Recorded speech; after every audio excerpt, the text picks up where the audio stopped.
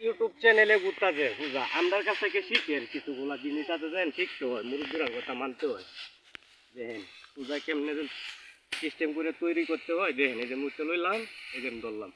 এই যে বয়া দিলাম শেষ ইয়ার এই যে ধরলাম ওকে ঠিক আছে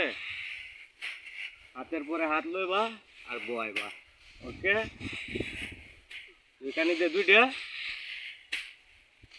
মাছ হয়েছে কাবা কাবা এই যে হালকা একটা ঝাঁটা হোয়াইট ধরেন